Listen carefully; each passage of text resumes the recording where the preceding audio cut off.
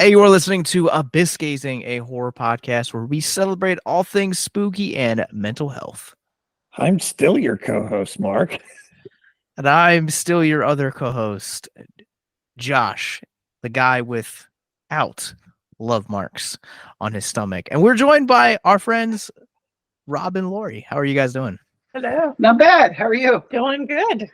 Yeah, welcome It's back. been way too long. Thank you. It has.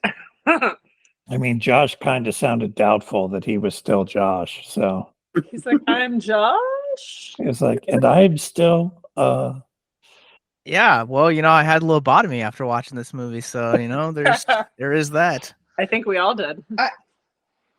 I am amazed that in this year I've seen two things about lobotomies. I saw that Jeffrey Dahmer thing, and then you showed me this, and I'm like, wow, I feel like I've already seen this before, and I know where this is going. This is not good. you mean the Jeffrey Dahmer docu-series they did last year? The one with Evan Peters. Yeah, on Netflix. Monster. Yeah, on Netflix. It was something else, but it gave me the same vibes. It bored the shit out of me. I think I made it like 2 or 3 episodes in. I don't think I'll ever watch that one. I don't know what it is about Evan Peters, but I can't with him for some reason. I don't know why. And to watch him play a serial killer is probably never going to be my thing. He does. Yeah. But I'm like, sorry, Rob. I'm like genuinely curious. Like, what's your hang up with Evan Peters? Is it like? I don't know. I mean, I watched American Horror Story with everybody else in the world, and there was just always something about him that I didn't. I just kind of. I don't dislike him, but he just set me on edge a little bit, but not in the way that I like. Just I don't know. I don't feel like I ever would want to be in a room alone with him. Yeah, he definitely got a dark side to him, but I like him, and as Dahmer, I think he killed it. I mean, I'm not trying to pun. He was amazing as Dahmer. I can understand a little bit of the boring side of it. It did kind of drag a little bit, but I don't think it was his performance. It was just the setup of the story, because there's so much that happens. Yeah. I don't know. I think the only thing I've seen him in that I liked him as an actor was playing Quicksilver.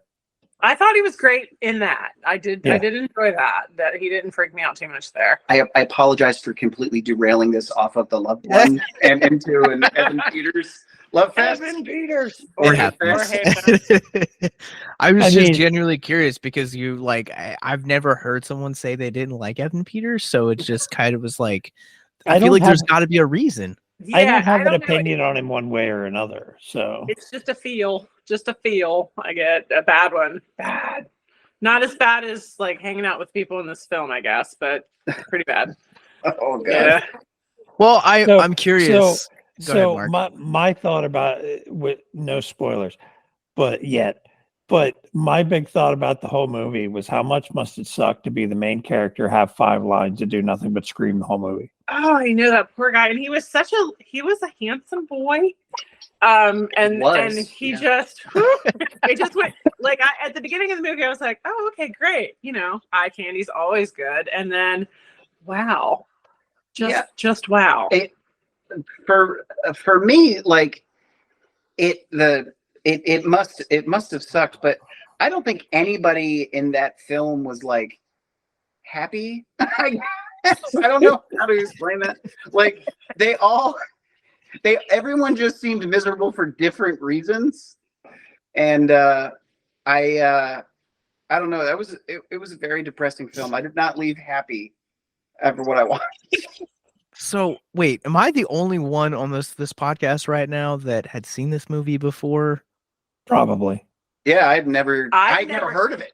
I knew of it, and I was always interested in it, and I just never had a chance to sit down and watch it. And it was not what I expected. It was not. Like, after hearing about it, I didn't realize it was what? Was it 2000? It wasn't 2012, was it? No, it's like 2009, I think. It was way earlier than I thought. And then, not what I was thinking. And I didn't know I had a connection to Abraham Lincoln Vampire Hunter. I think the the main killer plays Nancy Lincoln in that movie. Yeah, she was in that. Oh, interesting. So I recognized her. Like, wait a minute, I couldn't place it. I was like, have I seen her before? I knew her from Hell on Wheels. And then I looked it up on. I didn't recognize anybody in the movie. So Well, it's also from Australia, so unless you're like plugged into Aussie horror, you're probably not. and it's Australian horror is kind of weird in the fact that we hear obviously about U.S. horror because we're in the States. Yeah, you hear about like the European stuff that comes out every once in a while that kind of makes a name for itself for one reason or the other. Asian horror is popular in its own right, but you never hear about anything from Australia. It's rare. Like Talk to Me is one of the first major releases I've heard of. So if you're not into Australian horror and you're interested, there are some really good ones from just a few years ago. Like I call it Wormwood, but I think it has a slightly longer name. It's like Wormwood something something. It's a zombie movie with that guy that was in Nightingale. Anyhow, that doesn't matter. But there's also We're Not Here to Fuck with Spiders. that was a great one. That was good. It's not a horror movie, but it's definitely horrific. Yeah. And I really like that. I saw that at a film festival. I loved it. Housebound. Have you seen Housebound? I might have. I don't know. That was a good one. Have you seen Bait? Bait's about a shark in a grocery store. Yeah, a shark in a grocery store. Oh yeah. So apparently in Australia they have these underground malls, and it gets flooded, and a shark is in the grocery store. So they're like on top of the aisle shelves trying to avoid the shark. Florida. It is. It's good. It was surprised. The CG is a little bad at times, but they do a lot with like no budget. Yeah. For a shark film. And I mean, sometimes you can tell there was no budget, but so apparently I was wrong with my statement, and no, you're not, because that's a couple of films. You were right that they're not well known at all. Like I came into them kind of accidentally, and they were really good. Yeah, I think one of the things that like to go off of what Laura was saying, and Mark, you're not wrong. Aussie horror is one that you really have to kind of seek out because. For me, I've seen We're Not Here to Fuck Spiders, Apparitions, which we screened at the first, which we screened at the very first Horrific Hope, and then this one. Mm-hmm. So, and I think like Wolf Creek was another one they did. Oh yeah, that's a good one. Yeah, I didn't think about that one. Deathgasm, that was good. Deathgasm, oh, yeah. No, is Deathgasm Australia? That might be New Zealand. I think it is New Zealand. Okay, you're right. Either way, I firmly believe that Deathgasm is in the same universe as Evil Dead. Oh hell yeah! I mean, I'm all for a movie that uses dildos as weapons. The best scene of that movie. That is one of the. Good night, everybody. That is one of the funniest scenes in any horror movie I've ever seen. So good. They did get the Kickstarter, got full backing, and Matt Heffey from Trivium is helping do the music for it for the sequel. Nice. That's exciting. Yep. Yay. Good. It's pretty cool. All right. So, what did you guys think of The Loved Ones, though? So I've been so excited to tell somebody this because I'm the only person I know that's watched this recently other than you guys, so I was waiting. But I can't tell you how much I appreciated that they did not. Can I curse? Yes. Okay. They did not bullshit around. This movie literally starts with creepy girl asking for a date to the dance and getting denied. I mean, there was no preface like, did they know each other? Or that it was like, here it is. And that's kind of how the rest of the movie went too. Like, we didn't need a lot of explanation. It was pretty obvious what was going on, but I love that they didn't waste time with that and they just got right in there. Yeah, I know this sounds bad, and she was absolutely batshit. I'm not trying to sugarcoat. She's an evil person, but he like just said, no thanks, I've got a girlfriend. Like, he wasn't like mean to her or rude. That's what I loved about it though. Like, it didn't go, it could have been so like formulaic, and it never was. Right. Like when the dad, I don't know. We're gonna spoil. We'll spoil, I would assume, right? We'll get there, but we'll get there after the commercial break. But Okay, yes. But yeah, it's so odd that he genuinely was just. I mean, he had demons anyway, and you know that spoiler from his dad's death or whatever. But he was just an innocent dude, like, and he was nice. He wasn't mean. He wasn't rude. It didn't have the standard horror of this person deserves it. Like, you know what I mean? Like, not that they really deserved to die, but that they did something to deserve it. This was just. No, just a it was unforgiving. It just went. Yeah, it went and it did the thing, and I liked it a lot. I loved that. When it was over, I was like, whew, okay. Whew. I was just very sad. Like, I feel bad for that guy because at the end of the movie, whatever happened to him, I mean, it's just awful. That poor kid had just had a terrible life, and it just never stops, and it's never going to stop. Well, I mean, it's safe to say he's probably never going to play football after that. No football. No football. He's not going to be a track star. He might be able to get it, like, you know, like do a circus and say it's like Stigmata or something like that. Like, he might be able to do that. Nah, Stigmata's hands and feet though. So his feet got messed up. Both his feet did, not his hands. Yeah, you're right. You're right. I forgot about the knife. Anyways, Mark, what'd you think? It was a little strange and crazy. And there was a couple like moments. My issue is sometimes I start picking the movie apart. But from that initial rejection you were talking about, I went, this is what's getting ready to happen. Yeah. And that can be really annoying to have that superpower.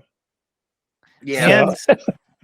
And this, welcome to the abyss gazing tradition of I pick a movie, Mark hates it, and vice versa. I didn't say I hated it. It was a little strange, a little weird. There was violence. It was a slasher. It was a little different.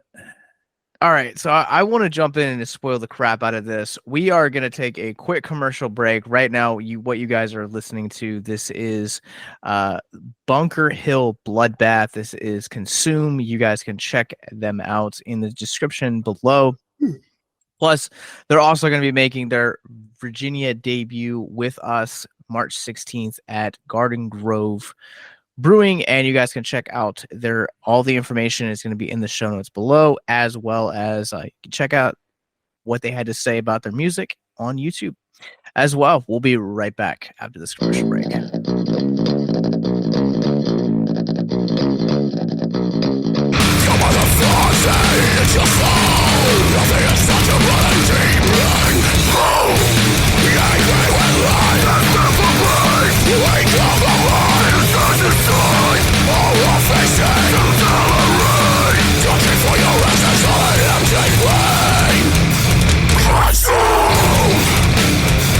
Feel the open wound.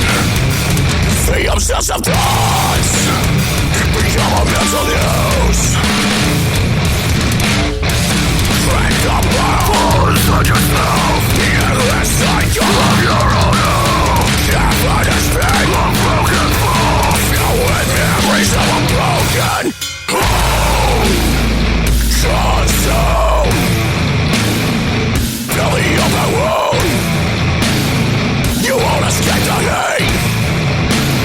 This was inside of you.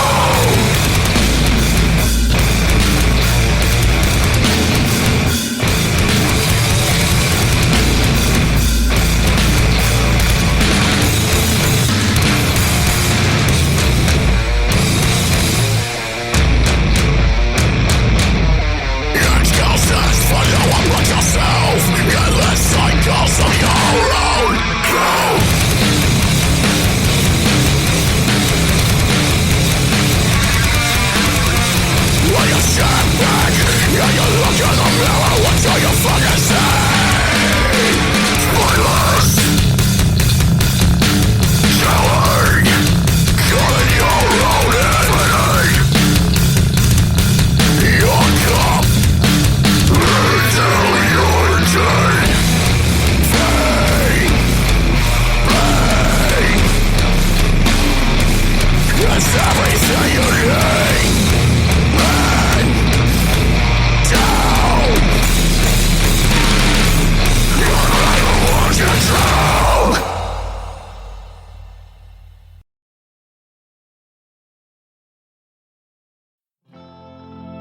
If you or someone you know is listening to this podcast right now and you're struggling with suicide, addiction, self-harm, or depression, we encourage you guys to please reach out. This is the heartbeat of why we do what we do. Suicide is currently the 10th leading cause of death in the United States, and as of this recording, there are 132 suicides that take place each and every day on American soil. And when you scale back internationally, there are 800,000 successful suicides. That is one death roughly every 40 seconds. So if you or someone you know is struggling, you guys can go to victimsandvillains.net/hope. That resource is going to be right in the description wherever you guys are currently listening or streaming this. There you'll find resources that include the National Suicide Lifeline, which is 1-800-273-8255. You can also text HELP to 741-741. We also have a plethora of other resources, including churches, getting connected with counselors, LGBT resources like the Trevor Project, and also veteran hotline as well.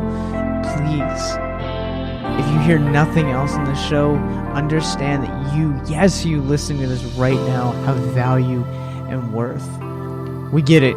Suicide, depression, mental health, these are hard topics, and the stigma around them doesn't make it any easier. But please consider the resources right in the descriptions below wherever you guys are listening, because once again, you have value and you have worth. So please stay with us.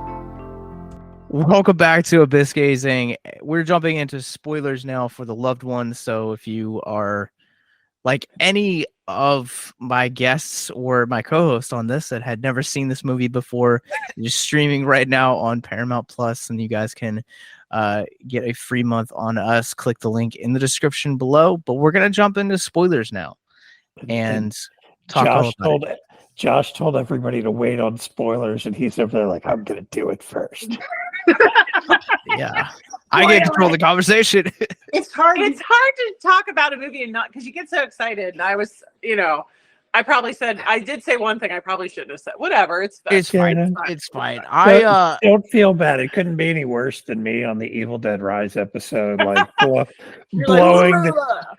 blowing it in like 5 minutes, because I was the guest on that one. So nice. So I have a question for you guys that as I was watching this, because I forgot how I saw this movie about 2 years ago, forgot kind of some of the more brutal parts in this and how bloody some of the film gets. Would you guys consider, Mark, you talked about this being a slasher. Would you guys consider this to be a later entry into the torture porn? Yeah. Yeah. Yeah, I think it fits more into torture porn than it does into slasher, actually. I didn't think it was that bad. It wasn't like Hostel or Audition level, but it was definitely getting there. It was like torture porn light. Yeah. It was it was like torture porn Skinamax. Yeah, it was like, there you go. It was the Skinamax of torture porn. There you go. Softcore. Bring it down. Red Shoe Diaries. It's softcore. Yeah. Because where like Saw shows you what's happening, it's kind of implied due to weird camera angles or showing the aftermath of. Like you see her get the fork and kind of stab it into the table, implying that she's getting ready to do something. And of course, you hear him screaming because that's his only line in the movie. Here's your script, 1 page, like Arnold. Dude, he crushed it though. Those screams are guttural. Yeah, like deep guttural. And then they show him with the thing carved in his chest. So almost everything was like that. I could feel that burning, like on my chest. I could feel that because being carved is one thing, but being carved with a fork is a whole different thing. That was like, that's effort. That was pretty. So I have a question. Sure. Was she going to do anything to him if he didn't reject her? Was she always going to hurt him? Probably. I feel like she was. At some point. I mean, it wasn't her first rodeo. No, as no, they say. not by a long shot. So Well, I it think- seemed like she was taking on anybody that just turned her down or upset her. or maybe even that she just liked. Yeah. You know, we don't really know that backstory. They didn't really talk about why. But it's kind of inferred because when you look at the film in context, it's like she's given like an actual name in the movie. Lola is her name, but when you look on the IMDb listing and what the majority of she spends the entirety of the film being called, it's actually Princess. Oh, nice. Okay. So it's very clear that she doesn't take no, and has this unhealthy relationship with her father, which we can get into later. But with that being said, it's kind of presented that here is somebody that is spoiled, doesn't know the meaning of no, and if she doesn't get her way, she will do whatever it takes to get it. And I mean, she maintains that the entire time with her, you know, cutesy little inflections just to get what she wants. Yeah, I could totally see that. And I also want to throw this out there because I don't know. Before I say this, I'm going to ask this question: are anybody in here fans of Planet of the Apes? Which one? Ooh, only the originals though. I don't like the new shit. Any of them? I kind of like the new ones. Me too. I liked the Mark Wahlberg one, but I like the originals too. But for the camp, did you get the reference and the connection in this movie to the original? I missed it. Yeah, I don't think I've ever seen the original. I am not sure. If I did, I didn't register. So no. So I will say this, and the listeners, dude, this is not gospel, but I made this connection because I'm re-going through those films right now in preparation for Kingdom.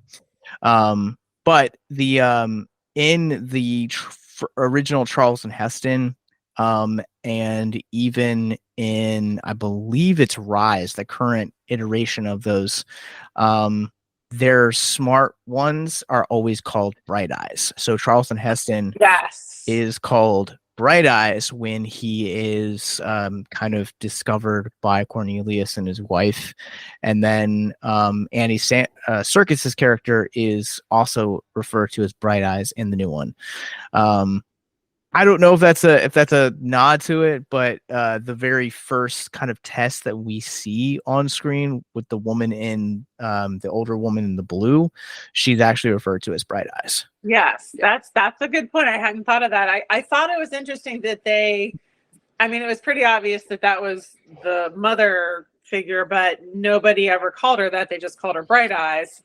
And I don't know if that was just maybe the dad's thing, like he called his wife Bright Eyes and his daughter Princess. Maybe that was where all of the damage started, or I don't know. Was that her actual mom, or is that just another person that they captured? Like, I don't know. Because that could have not been an old person, but someone traumatized from torture. That is also she does true. Call her mummy at one point, but that could be just because she's a weirdo. We don't know. So I Well, theorized we do know she's a weirdo. That's not even implied. That's direct. So to answer Rob's question, I theorized that she was kind of the test subject for Dad. Dad wanted to be with the daughter because you see, like, there are some very uncomfortable moments between father and daughter in this one. Cringe. Very cringe. Some minor implied incest. Gross. Yeah, there's like the scene where he like gives her the dress and he's like watching her like try it on. He's like trying to like avoid, but he's like keeps looking. I was like, uncomfortable. Yeah, one of Do those. you think I'm that not looking. Is she dragging that attraction, or is he though? I kind of got the feeling that it was her. And that he was doing everything that he could. I mean, obviously the man is fucked up. I mean, obviously there's something wrong with him. But Well, he was enabling it. He was so like happy to give her the dress, and he couldn't wait to see her, open it up and get the shoes out and look at the dress and the look on her face. And he just looked so, and then, he turns to walk away and she's like, no, watch me try it on. And as she's undressing, which she's not doing in any kind of a seductive way, but then he just starts to, he was such a good actor in those moments because he could flip a switch. He's like, I'm hot, I'm not. I'm hot. I mean, it was just real. It was so hard to watch, but he did such a good job. Yeah, there's a second scene too where she's trying to seduce Brent after like carving him, and she's like, I'm just trying to find Mr. Right, and she's like explained all of these like test subjects, so like we get the connection with Timmy Valentine from the beginning, and then she's like, you're expecting her to be like, you're my Prince Charming, and she goes, but you're just another frog, and then she hops off of his lap and she goes to Dad, and she goes to her father and goes, it was you all along, Daddy, it's always been you. Yeah. And then it was so close, and it seemed like a 10-minute, like their faces are coming together, and I was looking at my watch and they're coming together, and yeah, he was pretty bad. It almost seems like they were like, all right, let's make her as effed up as possible. Like, she has no understanding of like repercussions of her actions, because she thinks after she does all of these horrible actions to the main character that he's still going to find her attractive. Like, she doesn't get that, like, once you carve someone's body up and inject bleach into their vocal cords so they can't talk, like, they're not really going to be that into you anymore. It's called Stockholm Syndrome. Well, I guess. He's but not I'm also wrong. wondering, like, with the dad, because, I mean, he, I'm not trying to be superficial, but that was one gross looking dude. Like, was she doing kind of the same thing to him? Maybe not as bad, but was it, it kind of made me think, like, was she hurting him afterwards? Because his mouth was all like all messed up and stuff. Like, was she doing stuff to him every time he said no, so she kind of trained him to always say yes to her? Or like, I don't know, because it kind of, for me, it called into question like all of her relationships. Was he, I assume it was really her dad, but was it? Because I don't even know if it was really her mom. Like, I don't know. It almost felt to me like the episode of The Twilight Zone where that one boy could like change reality to whatever he wanted, and he had stolen all these people and like forced them to act as his mom and his dad and his sister and his grandpa. That's what it felt like to me. And I love that they like don't a really realistic version of that, because that could very well be, she could have just done away with her family to begin with. We right? Don't know. And found some creepo that likes to act like a dad. Like, I don't know, or it could have just really been her dad, and it's even gross. Maybe for me, it's easier to think of him as not really the dad, because gross. Yeah. Gross. Just so gross. It's pretty disgusting. And that movie is like, the whole movie made me like feel uncomfortable and sad, and I just felt bad for the main character because his life's forever changed after this. Like, it's bad enough. As if it wasn't already from earlier events. Right. Yeah. But the only thing I would say is, like, maybe he's going to stop hurting himself, because, hey, it could be really worse. Like, I don't know. Like, they didn't even give, like, a chance for, like, to show that he learned something from it or anything. Like, I don't even think his mom understands just how bad he's been, like, messed up. The young kid? Yeah. Like, he's hugging his mom and everything. Oh, like, yeah, does she know, like, he can't talk to you? Like, and see, that's another. She'll learn. That's what I really liked about this movie, is there are a lot of loose ends that you just can make up your own, mind about.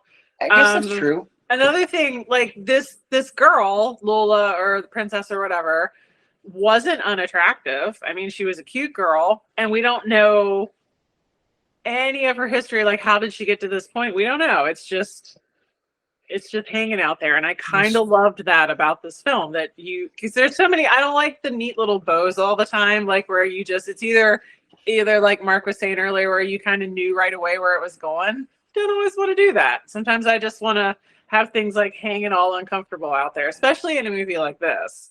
Well, she had done this like what 5 or 6 other times because there yeah. is a scene where Well, like she kind of she's got implies that she kind of album. implies she had been doing it since she was a kid. Yeah, right. Didn't they go back through her little album? Yeah, little album or little book thing there, and she had, but I mean, she was like a child in some of those photos where she was doing some questionable things, and well, not even questionable, some horrible things. Yeah. It really was interesting that, you know, they say the definition of insanity is doing the same thing over and over and expecting a different result. That movie like literally kind of put that into play. Like she just doesn't have any understanding of consequence. And I think that's the worst. Like you look at slashers like Jason, and he just hates all teens because they killed his mom and he doesn't care. Or Freddy, you know, just an evil guy. But Princess Lola, she doesn't understand that this is never going to work for her. But that's just okay. Like it's fine. And you're right. There's really no explanation for why she got that way or what's going to happen after the end. It's just, it's like life. It's just, people can do terrible things and not really have a good reason. It was a real feel-good film, is what he's saying. Because she's just so evil. I mean, she gets hers in the end, but even at that was such a good scene too. Just watching her. I think something about that angle that I just oh god. I think I would rather watch the rest of the movie than the implied beating of the dog. Oh God, right? Yeah. Yeah. The to go off of what Rob was saying though, like a part of it is I'm thinking about that scene where they kind of show him down in that like underground bunker, and you just kind of see like everyone else that she's like lobotomized in this process, because it kind of almost feels like she's continuously just trying to find Mr. Right, but like Mr. Right by her own definitions, and like, you know, basically insisting that like you can't have it be, you know, X, Y, or Z. Like it's got to be like the way that I want it. You know, it's my way or the highway, essentially. And it reminds me of that scene from a film which we covered over on Victims and Villains a few years ago with Just Friends. And there's a point in that movie where Ryan Reynolds' character turns to Anna Faris and says, you know, you can't keep creating violent situations and hurting people into liking you. You got to put yourself out there and just hope that they will accept you for who you are. Like that's part of life. And I think need to watch that again. God, it's such a good movie. I think it's one of those types of situations that, you know, if you are raised in an environment where you constantly hear yes, it's fine in that moment. But further down the line, what it actually does is it is nurturing these like seeds of entitlement, spoiled. And I think that's what we see here with Lola in particular.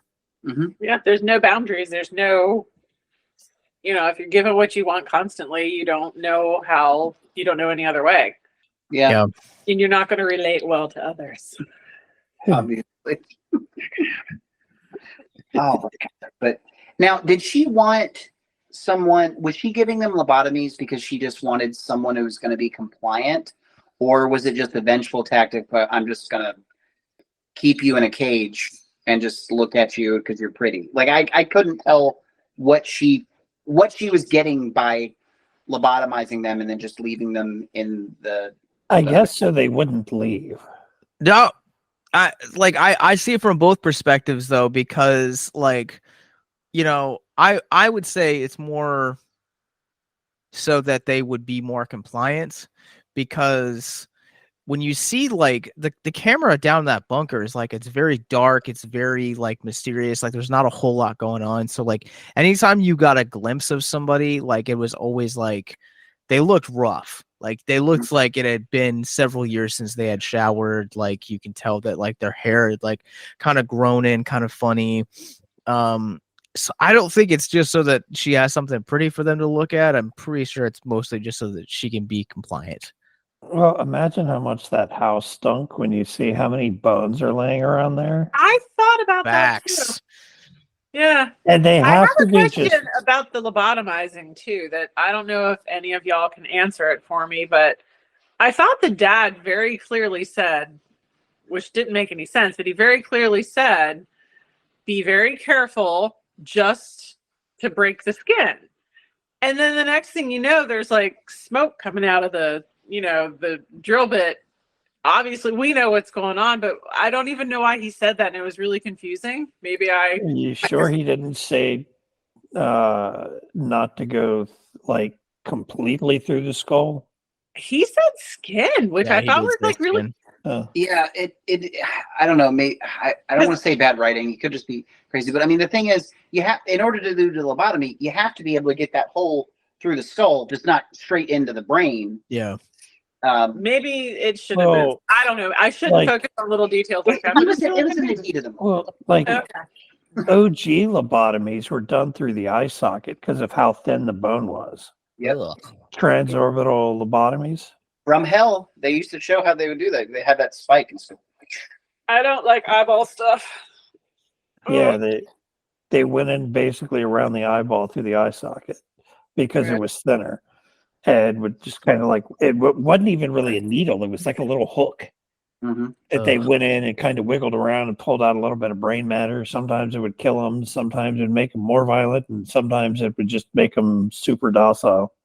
Good Lord. One of the Kennedy women had that done, and she was kind of kept in secret. Yep. That Interesting. wasn't one of the Grey Gardens ladies, was it? No, it was it was because she was a little slower, and she was basically reaching the age of sexual maturity, and she was, not sleeping around with a lot of guys, but she was, that, and then her dad ordered her to get a lobotomy. Wow. It was awful. That's It was terrible. awful. Yep, transorbital lobotomies. Yep. And then she was in an insane asylum. Well, I say it like that. That's at the time, that's what they were. But she was in an asylum for the rest of her life. Like, she never left. It's awful. JFK. Yeah, that's wild. Rob, you brought up like other horror icons earlier, and most of them have their own like theme music that goes along with it, but I would argue that Princess had a theme song with this as well. It wasn't really an argument. She did. Casey, man, Casey Chambers, Not Pretty Enough, fit the mindset of Lola perfectly. Yeah, that's a good choice. Solid. Yeah, I mean, it's weird though, because usually they have like theme music when it's going to be a recurring like Character. kill. Yeah. She's not going to be recurring unless they do like, and obviously they won't, because this is what, God, 15 years, Yeah, 15 years ago. Been a minute. Unless they were going to do prequels to show like what she was doing, like her story's pretty much over. I mean, I thought it was just used kind of also to show her youth and her, she's a high school girl, and they're going to listen to the songs that, give you all the feels. And it was, I don't know, it was so interesting how entitled and just oblivious to what she was doing. I know I keep saying that, but I don't think she was getting like enjoyment out of hurting him. I just don't think she understood, like she cared. Like, you know what I mean? Like, I didn't get that like feeling of like she was really getting into it. It's just like, this is just what I'm gonna do, and this is what happens when you don't do it. That was like her immaturity, though. Yeah. It was complete disregard for not having been handed everything. It was very much, it was very much like a child. I'm sorry for interrupting. No, I'm sorry. It was very much well written in that she's a kid, and even though she's a teenager, I think she was very much still a child. Yeah, like she did not grow up at all. I don't even think she was really a teenager in her head. Like, this was a kid. Arrested Development, just stuck in a particular space. I think go ahead, Mark. It looked like she was kind of isolated too with her dad, because it looked like they were in the middle of BFE. Which was another interesting point too, because I mean, if all those kids went missing, how hard could it have been? That town didn't look to be particularly booming, you know? Yeah, the only way it could work is if they were in the middle of nowhere. Yeah. Right. How would you guys like to help us get mental health resources into schools, conventions, and other events? Well, now you can. Simply go to patreon.com/victims and villains for as little as $1 a month. You guys can help us get mental health resources into current and upcoming generations, educate and break down stigma surrounding mental health, suicide, and depression. And you get exclusive content that you can't get anywhere else. And you guys can tell us which Nicolas Cage movie you want us to cover, and we'll do it. All it takes to get started is to go to patreon.com/victims and villains, or simply click the link in the episode description wherever you guys are currently listening or streaming this episode. Pick your tier and get started today. Yes, it's that simple. So quickly select the tier that you want and help us get hope into the hands of the depressed and the suicidal today.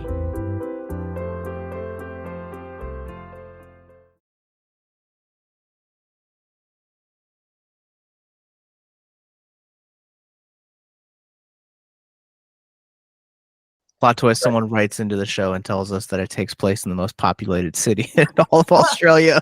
It was in Melbourne. I've never It's been in to Australia, so I Sydney. don't know. I don't know. But yeah, no, it was a good it was a good movie. I don't know how many times I'll watch it because again, I just feel bad for the main character. Like I don't feel like, and I don't know why, like it didn't feel like he was a final girl or survivor. Like, I didn't get that feeling. I was just the whole time thinking, man, this guy's life is just completely over. Like it's completely changed. And see, again, where it is. that's exactly what I liked about it, is there was no, I mean, there was a happy ending for him, but it wasn't a happy ending at all. No. Like, it was just, it was a little dire, but he made it. He'll never walk right. He'll never, who knows what happened in there. Well, so He's gonna need therapy. He's Yeah. going to need so much therapy. Glee is definitely out. Yeah. Like he's not part of that club anymore. No. so But one of the but he's a things, shoo-in for a medalist vocalist at this point. yeah, you're not wrong. I mean, all he can really say is, ugh, but you know, he can do those breakdowns, you know. I've heard worse in metal. That is fair. I have also heard. Yeah. Anyways, his arc is really interesting throughout the course of this because you know he's gonna need therapy after the events of the movie, but honestly he should have had therapy in the 6 months between the cold opening of this movie up until we kind of pick up at the locker. And I think it's really interesting the way this film handles grief and specifically the numbness that you can feel to grief, because we see it when they're in the car with him and his girlfriend, and she kind of like stops and stares at him, and he's got the razor blade around his neck, and the camera pans to like his like side, and it's just razor blade after like scar after scar after scar.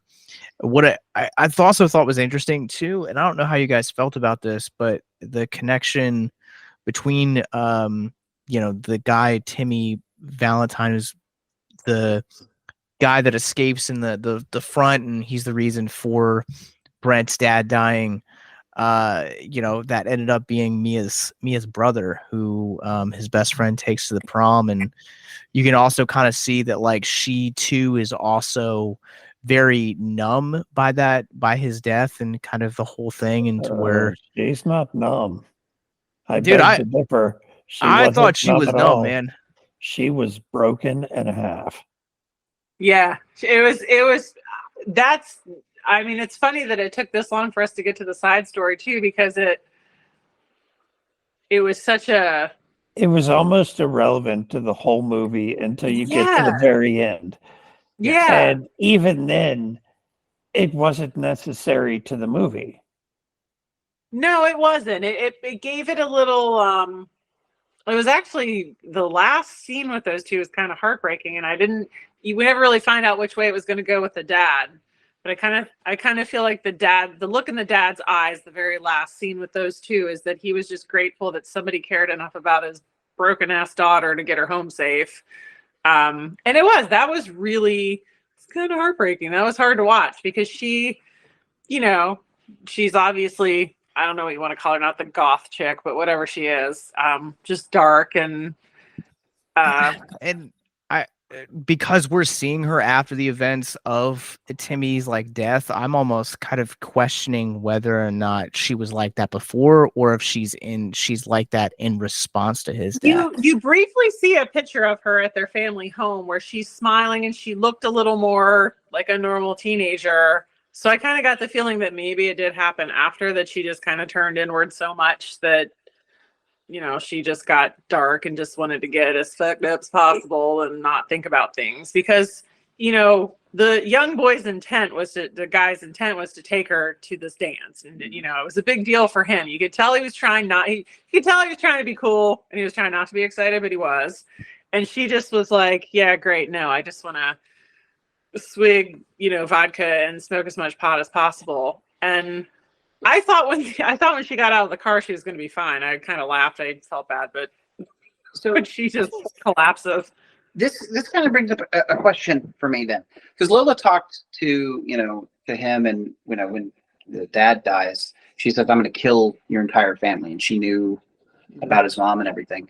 Was she like stalking him after his dad's death? Well, I feel like in a small town, they probably all would have known what had happened. Yeah. So she knows that like he's dating Mia. She had effectively killed his brother, or set it up for his brother to die. It almost seems like she was just messing with specific people on purpose, almost. I don't know. And it's weird what she basically did to him. Without therapy, if he had gotten that, he might have been okay. He's probably got a fighting chance to get over his dad's death now that he was able to get vengeance on the person who effectively caused it. Yeah.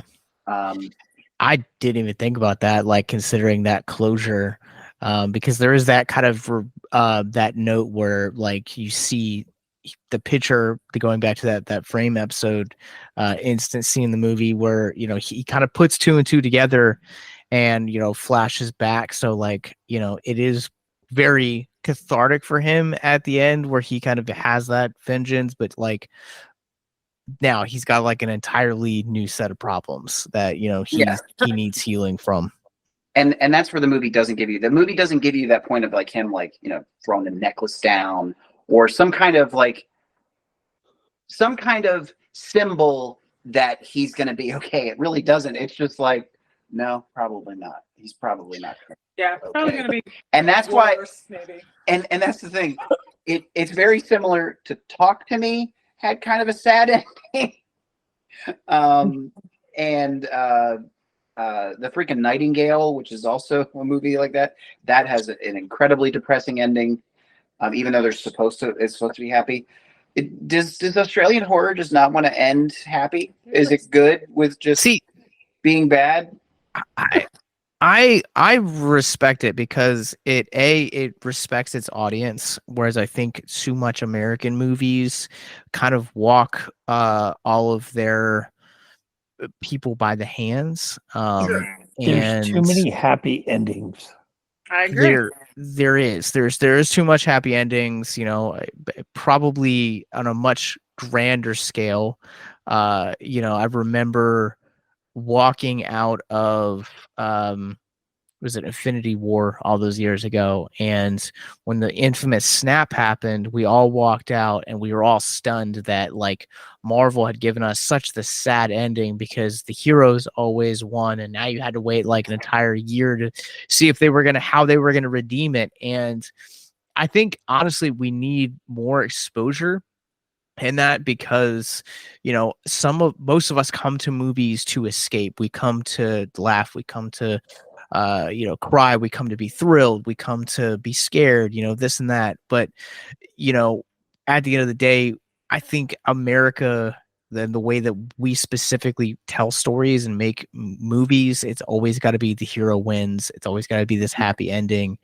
And I am probably the youngest person on this call, but Disney, I think, really kind of hammered that into my generation, specifically with the Disney Renaissance in the late 80s, and then kind of early 90s. Now we have superheroes doing it, and it's kind of expected. But for films like Talk to Me or The Loved Ones, I think that's a strong reminder that I would dare say that cinema like that respects its audience more than something like a Disney movie. I guess I just don't need that much respect. I don't know. I mean, I totally do, though. That's why I liked it so much, because I appreciate Disney movies for what they are, but you can plug in, you know what's going to happen. I mean, and I love that they still, they're trying new things, and I think that's great. But seeking out some of these films from places that don't give you everything all neat and tidy, I think is worth it. Because like I said, that's what I liked about this movie from the beginning, is nothing went the way I thought it was going to go, because I'm so trained, to look for all the little cues, like, oh, obviously there's going to be a dance. Okay, cool. And I knew that this young man ended up where he ended up just from the trailer. And I just thought, oh no, 5 years ago she asked him on a date and he said no, and she's been stalking him over. But none of that happened. She just pops around a corner, kind of creepy, and is shot down. And you don't even see the aftermath of that, really. It just, Yep. links right to him and his current girlfriend or whatever, and just nothing went exactly where I thought it was supposed to go. I agree with you. I felt at the end, I was like, well, thank you, Australian film, for not, and for me, I don't necessarily mind sad endings. I've seen My Girl, but I need. It's funny that you mentioned My Girl. I had a big conversation today, and somebody I was chatting with, and it was nothing but movies that, like, he started it off as movies that hit you in the feels kind of thing, with scenes that you instantly remember, and My Girl was on there. Oh yeah. And we were like, When Before Time, and started listing all these like movies that traumatized us as kids. No, it's fine. I just like tidiness in movies. I don't care if it's sad. I don't even care if it ends on a cliffhanger, but you want an ending. I want an ending, unless they're going to do something else. It bothers me.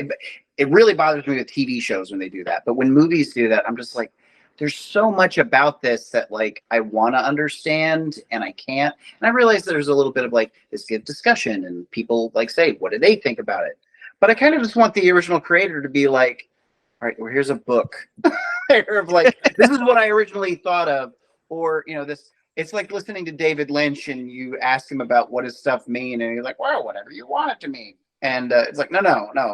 You tell me what that means. That's your job, buddy. Yeah, this is yours. I don't want to have to think. I think that's where you and I have mostly differed. Yeah. In films, because you're like, nope, I need to have that.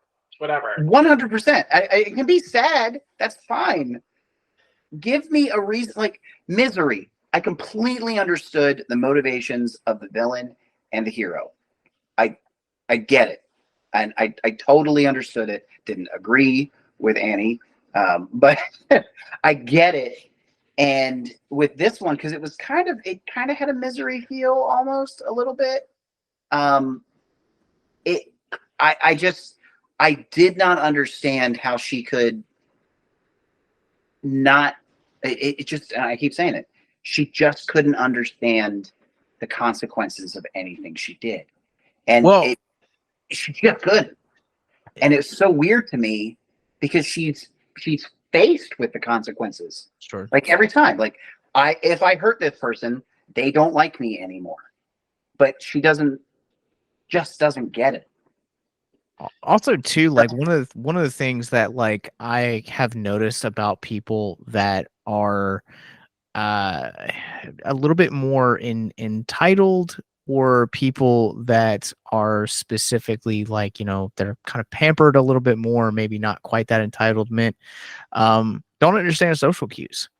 Yeah. And so I think that also could have played into it, Sure. because there's so much that's like left. It's about the ending, about like her upbringing, like the relationship between her dad, or quote unquote dad, and Bright Eyes, and all the other guys that are kind of in the cellar. It's like, so there's an ambiguous nature about the storytelling here that I really, much like Lori, really liked. But also at the same time, like it could have honestly just been something about like social cues, because like that very first interaction between Lola and Brent, it is very awkward.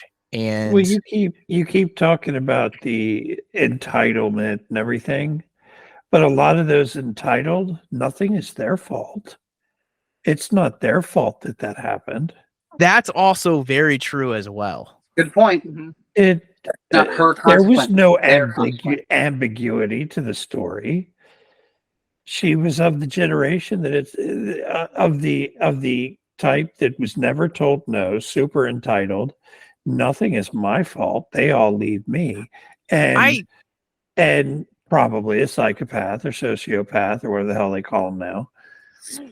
I also don't think it's necessarily her generation. I think it is her upbringing, because when you look around at a lot of the other characters that are going through the same exact thing, not quite there. Because there's tons of people sitting around kidnapping potential significant others and torturing them into liking them. Yes, that's It could be. very common. It could be. It could be. But here's another thing to consider as well, is that, sometimes toxic behaviors, if you're raised in that, you consider that normal. You talk to people that were raised in a cult where kidnapping was normal, or drugging people, or sexually assaulting people. All of that stuff was considered normal. I've known a couple people that were raised in cults. Ooh. Mark, why are we not podcasting with them? Because they were former coworkers. And Sure. I haven't had contact with them in a very long time. But yes, I've known a couple people that were raised in cults. Say less, and my I've heard dude. some stories. See, but they could say to them, until the wool has been taken from their eyes, they consider it normal. I would dare wager that for Lola, all of that behavior was normal.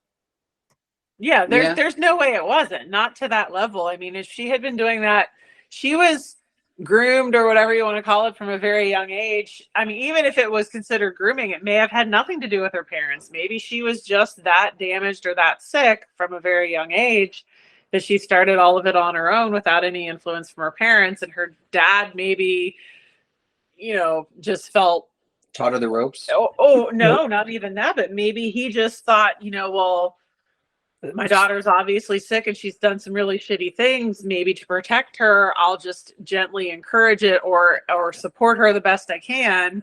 Because you can tell he's struggling. I know there were some super creepy scenes, but you can tell he doesn't want to go there, but he would probably go there. So, I mean, I don't know. I think he enjoyed the violence, because he would laugh. There's a show you talk about, you don't know she's always like that or whatever. There's a show on Max. I think it's called like Evil Lives Here or something like that. And every episode is based on a real case, and they tell the background, and you hear about these killers that from childhood, that they were showing this kind of behavior and demented nature from childhood, and essentially born this way and this crazy. So And that makes sense. It's perfectly feasible that they imply she's been that way for a very long time. I mean, and there could have been some developmental things like, with the social cues and things like that. Maybe she had learning disabilities as a child and things like that nobody knew what to do with. They're in a small rural town, and maybe nobody gave her the help that she needed from a super young age. And she just, her parents were like, well, sure, sweetie, you can have whatever you want. Maybe that's just where it started. And she learned early on as a defense mechanism that she could manipulate people and get whatever she wanted. And well, her parents anyhow. Although we don't know what happened with the mom exactly, because that seemed to be the dad's influence. So I just think their whole family was a little touched. I just think there were some issues there, and I don't know. I like that we don't know. Bless their hearts. I like that we will never know. Bless their hearts. I'm not a Southern girl. I'm a Yankee, but yeah, bless Same. their hearts. Dang Northerners. Yeah, I know. Sorry, y'all. We're Southerners now, so that's all that matters. Yeah, no, I love that there is there's so many different ways that you can kind of spin this. And as I was watching this, this is a film that, it's not the deepest, but I feel like if you were to approach this film from a psychological standpoint and kind of look at, Mia and how the relationship that she had with Timmy and how his death affected her, and the way that she interacts with other people, or the way that Brent's dad ultimately had an impact on him following a death. What do the events of the film, how do they impact Lola before? Has she always been like this? What was the starting process? Was this nature? Was this nurture? I think there's a lot that you can kind of glean from this if you were to really dig down deep and have an understanding of psychology with this movie. Yeah, I mean, you could have a field day if you wanted to sit down and analyze the whole thing and just use this in full. For people training to be psychiatrists and psychologists, use this one. Just so here you go. There it is. Have at it. Is she or is she not crazy? Was she raised this way? I mean, she doesn't think she's crazy. That's all that matters. Was she dropped on her head? You don't know. Look, she just thinks that she's not pretty enough, so that's all that matters. Right, there's that song. Well, happy Valentine's Day once again. If you guys have made it through, or you guys want to revisit this movie, you guys can check it out on Paramount-plus. It's called The Loved Ones. It is, again, Paramount-plus, in the links to the description down below. You guys can get 30 free days on us. But Rob, Lori, I know you guys aren't podcasting anymore, but where can people find you online? So we hope it'll come back. We're just on a very extended hiatus due to things. Life. Yeah, Babies. I guess it would just be at the-fright-stuff-podcast. Is that what it is? Yep. Yeah, it's been so long since I even had to tell people. But The Fright Stuff was the name of our podcast and will be the name of our podcast again someday. But, yeah. Yeah. All right. At some point. What? Where can people find you and your miniatures? Hanging out with you. No, I'm close. That did not sound right. Oh. Let's make it awkward. I mean, Yeah, I think The Loved Ones has already done that for us. No, I'm still trying to finish up this project I'm working on, which I'm very close to, and I got to get a bunch of pictures taken and posted to Instagram when I get done, because it's some better work that I've done in a long time.